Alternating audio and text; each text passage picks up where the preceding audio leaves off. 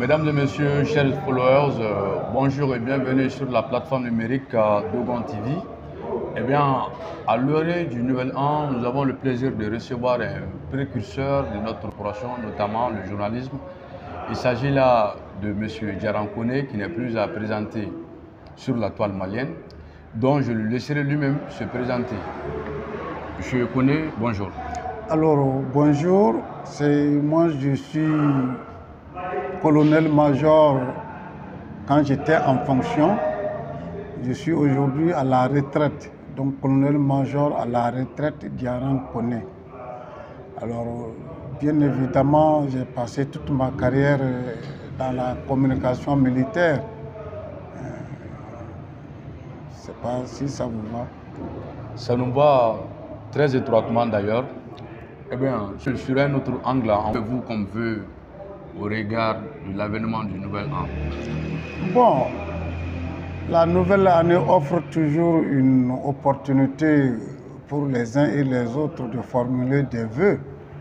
Alors moi, pour vos téléspectateurs, pour vos auditeurs, pour les Maliens et surtout pour les porteurs d'uniforme, pour moi-même, pour ma famille et pour toute l'humanité entière, c'est de façon générale des vœux de santé, des vœux de paix, des vœux de quiétude, des vœux d'entente, de solidarité, mais surtout aussi des vœux de bonheur pour tout le monde. Singulièrement pour les Maliens, je souhaite que l'année 2025 soit l'année de l'aboutissement, de la consécration de la paix, de la fin définitive des difficultés sécuritaires. Que l'année 2025 consacre l'adhésion des Maliens autour de l'idéal Mali.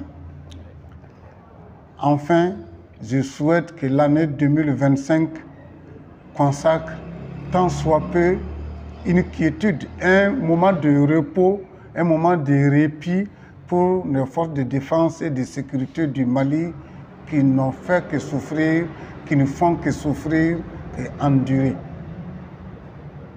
Voilà ce que je souhaite. Et je souhaite enfin que le citoyen lambda, que chaque consommateur puisse vraiment aussi avoir son bonheur. Voilà les vœux que je formule, afin que les journalistes puissent exercer librement leur mouvement professionnel, leur activité professionnelle de va-et-vient, d'analyse, de recoupement. Eh bien, mesdames et messieurs, chers followers, pour ceux qui ne savent pas, je vous rappelle que M. Djaran Koné fut le directeur, comment dirais-je, de la direction de l'information des relations publiques de l'armée. Aujourd'hui, il est en retraite, mais avant bien qu'il se retrouve directeur de la DIRPA, il fut également journaliste et journaliste de renommée. Sur ce plan, je vais vous demander, mon doyen, que pensez-vous de l'état évolutif de la presse malienne au jour d'aujourd'hui? Bon, l'état évolutif de la presse malienne, moi, je m'inquiète un peu. Je m'inquiète du chemin que la presse malienne est en train d'emprunter. Alors, le monde est en train d'évoluer, le monde enregistre l'avènement de nouvelles technologies, les réseaux sociaux et bien d'autres. Alors, la presse malienne, selon mon analyse, selon mon constat à mon propre niveau, semble ne pas vouloir embarquer dans ce train-là. Et cela déteint sur beaucoup de difficultés la concernant. Alors, entre autres, c'est quoi? Vous savez, vous allez prendre les journaux en ligne. Les journaux en ligne se comportent toujours comme des journaux papier, comme des journaux ordinaires. C'est mon constat. Alors, la presse malienne, aujourd'hui, encore et toujours, semble être à la traîne. Elle n'est pas assez imaginative. Elle n'est pas assez entrepreneuriale. Ce qui fait que le journaliste, la presse, se considère toujours comme un employé.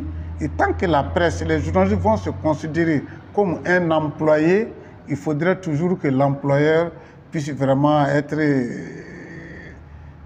à l'aise pour qu'ils ne sentent pas tout cela. Donc c'est cette transformation, de mon point de vue, qui est en train d'handicaper. Alors l'évolution de la presse, elle est toujours et encore cantonnée à des événements structurels, organisationnels, en termes de possession de telle entité, de telle organisation professionnelle. Je crois que tant qu'elle est dans ça, elle ira difficilement de l'avant. Ce comportement de coépouse, et les femmes vont m'excuser, ce comportement de coépouse semble freiner, semble bloquer l'évolution véritablement professionnelle. Prenez les outils. Commençons par la presse écrite.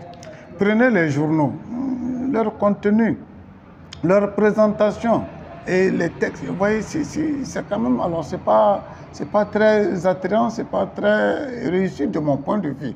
Alors, allons-y aux radios. Les radios, je crois que les radios sont purement dans le commentaire, sont purement vraiment ce que j'appelle le tambour. Ils sont vraiment dans ça. Alors, allons-y à la télé. Nos télés, c'est vrai qu'il y a beaucoup de télés.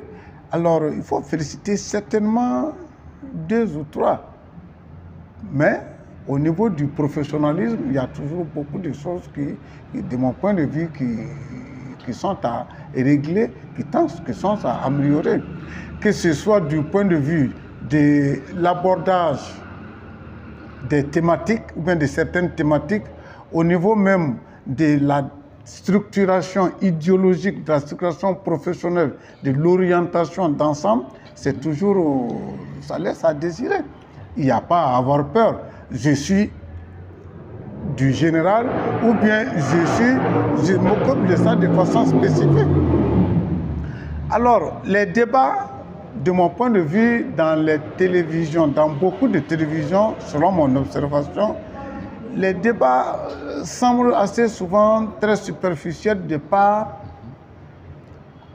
la position, la posture des animateurs, de leurs animateurs.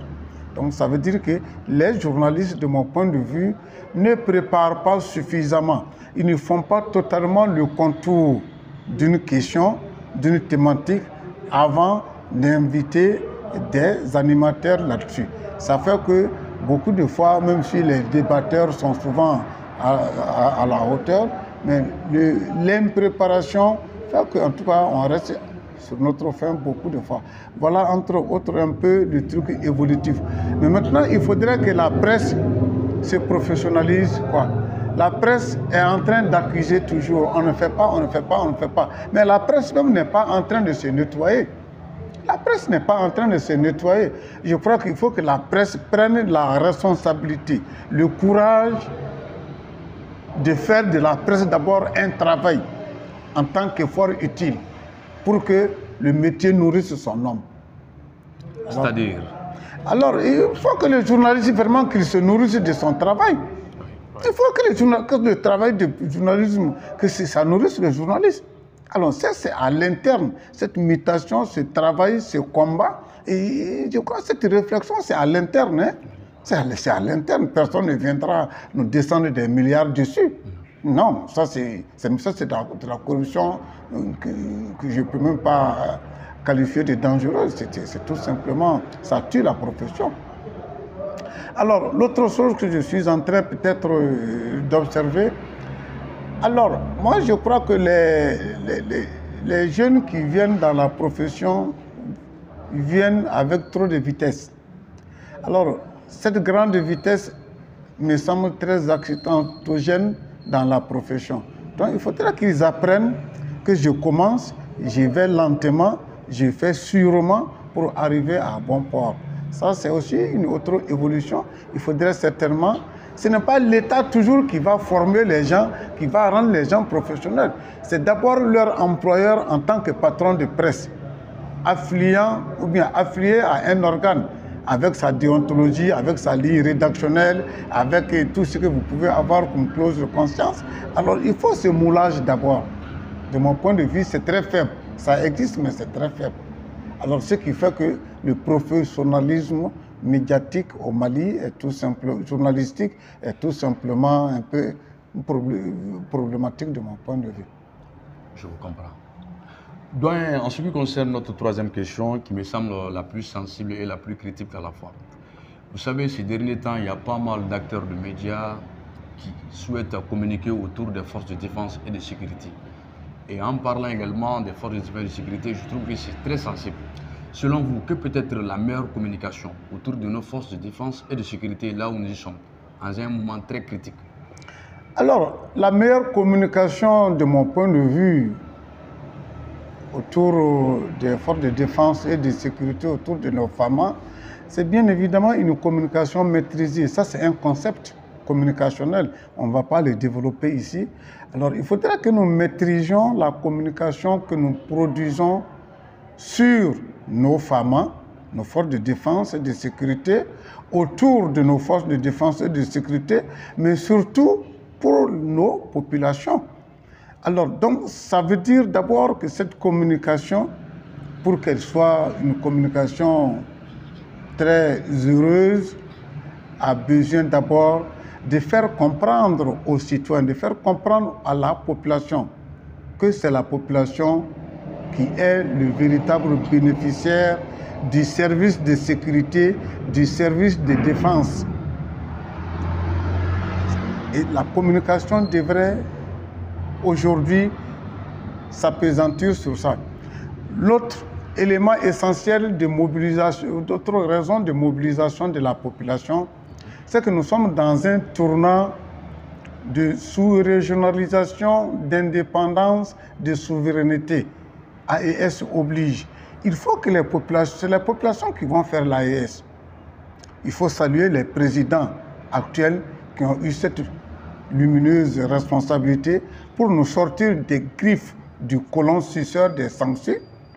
Alors, mais il faudrait maintenant que les populations suivent, que les populations ne soient pas laissées en rade. C'est aux populations de constituer la meute.